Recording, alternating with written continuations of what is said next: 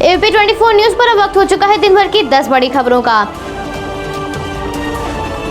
भारतीय राजनीतिक शख्सियत राजमाता विजयाराजे सिंधिया की 100वीं जयंती पर प्रधानमंत्री ने उन्हें श्रद्धांजलि अर्पित करते हुए उनके सम्मान में एक कार्यक्रम रखा, जिसमें मुख्यमंत्री वीडियो कॉन्फ्रेंसिंग के माध्यम से जुड़े और देश में 100 रुपए के सिक्के को लॉन्च किया। इस कार्यक्रम में प्रधानमंत्री ने कहा कि राजमाता सिंधिया ने अपना जीवन गरीब लोगों के लिए समर्पित कर दिया।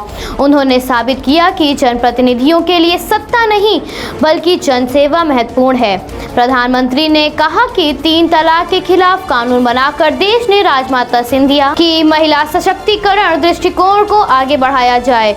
उन्हीं के आशीर्वाद से आज देश में इतनी तरक्की हो रही है और राजमाता जी के जीवन यात्रा को और उनके जीवन के संदेश को आज की पीढ़ी भी जाने, उनसे प्रेरणा ले, इसलिए उनके बारे में बार बार बातचीत करना आवश्यक है। ऐसी ही कई और बातें राजमाता के सम्मान में प्रधानमंत्री ने कही। राजमाता की जयंती पर वित्त मंत्रालय ने 100 रुपए के सिक्के को जारी कर दिया है।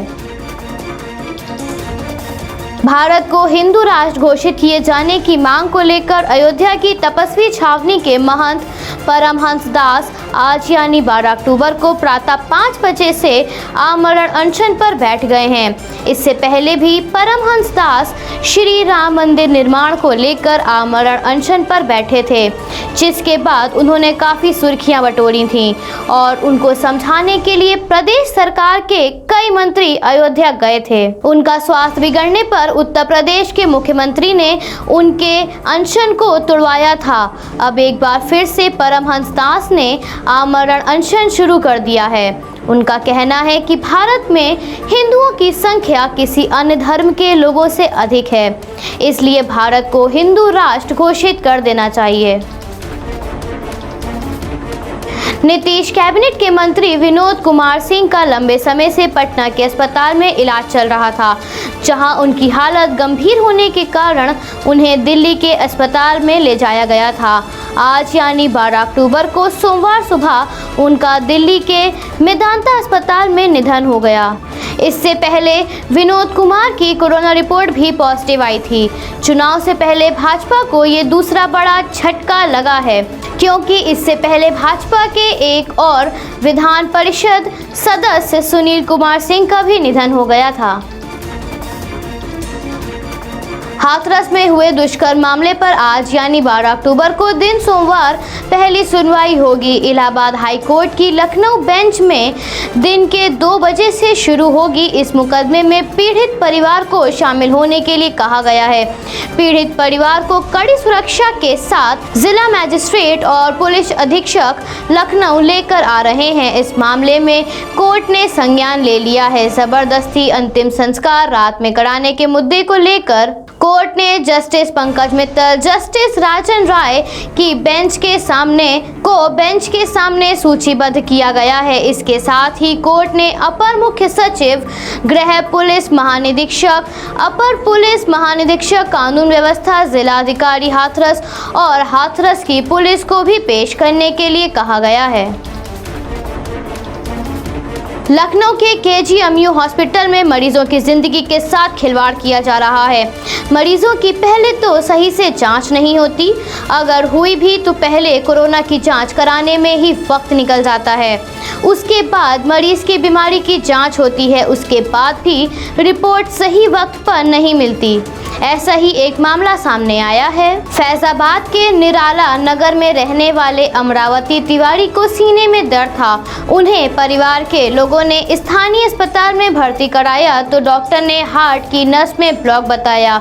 ऐसे में मरीज को लारी रिफर किया गया, लेकिन भर्ती नहीं किया गया। कहा गया पहले कोरोना की जांच कराओ तब एडमिट करेंगे। जांच के लिए केजीएमयू इमरजेंसी में भेज दिया गया, लेकिन वो भी दौड़ते रहे। बड़ी मुश्किल में जांच हुई, 8,000 रुपए भी जमा करवा लिए गए। उसके बाद 3 दिन में रिपोर्ट मिलने का दावा किया गया, पर 5वें दिन शनिवार को रिपोर्ट 11:30 बजे मिली, परंतु मरीज ने 1 घंटे बाद दम तोड़ दिया। अगर जांच और इलाज सही वक्त पर हो जाता तो मरीज की जान बच जाती।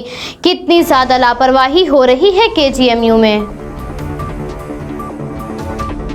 अजरबैजान और अर्मानिया के बीच युद्ध थमने का नाम नहीं ले रहा है।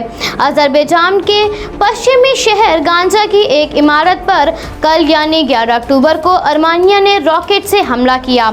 अजरबैजान के रक्षा मंत्रालय द्वारा प्राप्त जानकारी के अनुसार इस हमले में 7 लोगों के मारे जाने की और 33 लोगों के गंभीर रूप से घायल होने की सूचना है। इससे पहले भी अजरबैजान पर अर्मानिया द्वारा हमले में 5 लोगों की मौत हुई थी तो अन्य 28 लोग गंभीर रूप से घायल हो गए थे। लखनऊ के ऐशबाग में धोबी घाट पर देर रात आग लगने से 100 झुग्गियां जल गईं। आग लगने से कोई बच्चों को लेकर भागा तो कोई गृहस्थी। किसी की बेटी की शादी का सारा सामान जल गया तो किसी का वेतन जलकर राख हो गया। सीएफओ विजय कुमार सिंह के मुताबिक 1 घंटे में आग पर काबू पा लिया गया। किसी के हताहत होने की कोई खबर नहीं है। आग लगने की वजह का अभी तक पता नहीं चल सका है। मामले की जांच की जा रही है। कृषि कानून के विरोध में पंजाब में किसानों का आंदोलन समाप्त होने का नाम नहीं ले रहा है। किसान रेल पटरी पर धरना दे रहे हैं, जिस वजह से रेल यातायात पूरी तरह से ठप पड़ा है और यात्रियों को कई मुश्किलों का सामना करना पड़ रहा है। तो वहीं रेल यातायात ठप होने की वजह से राज्य में कोयला, बारदाना और खाद की कमी होने लगी है। थर्मल पावर बंद होने की कगार पर खड़ा है। ऐसे में केंद्र सरकार के लिए किसानों के आंदोलन को समाप्त करना अनिवार्य हो गया है। केंद्र सरकार ने धरना दे रहे किसानों से दोबारा वार्ता करने का संदेश भेज 14 अक्टूबर को बातचीत के लिए बुलाया है। केंद्र सरकार के इस न्योते के बाद किसान संगठनों का रुख संतोषजनक है।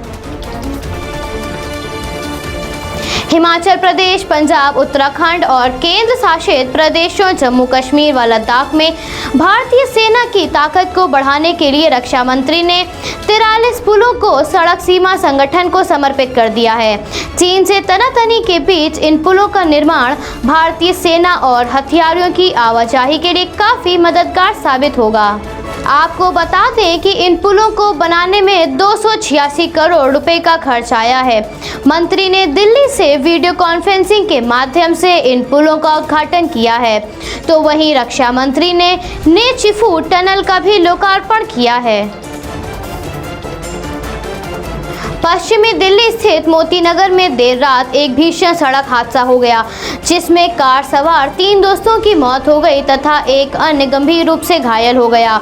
जानकारी के अनुसार शादीपुर फ्लाईओवर पर एक ट्रैक्टर ट्रॉली पंचर होने के कारण खड़ी थी, जिस पर लोहे का सामान रखा हुआ था। कार की रफ्तार अधिक होने के कारण अंधेरे की वजह से ये दर्दनाक हादसा हुआ। मरने वालों की पहचान कर ली गई है, जिसमें राजेश शर्मा 37 वर्ष, तरुण गुप्ता 42 वर्ष और चरणदीप सिंह 38 वर्ष हैं। वहीं दूसरी तरफ चौथे दोस्त प्रवीण की हालत बेहद ही नाजुक है। जानकारी मिलते ही पीसीआर और लोकल पुलिस घटनास्थल पर पहुंच गई। पश्चिम जिला पुलिस उपायुक्त दीपक पुरोहित ने बताया कि शवों को पोस्टमार्टम के बाद उनके घर वालों को सौंप दिया गया है। वहीं पुलिस ने ट्रैक्टर चालक की तलाश शुरू कर दी है। Bureau report AP24 news Lucknow. Subscribe कीजिए हमारे न्यूज़ चैनल को और बेल आइकन को प्रेस करना ना भूलें ताकि हमारे नए वीडियोस का नोटिफिकेशन आपको मिलता रहे।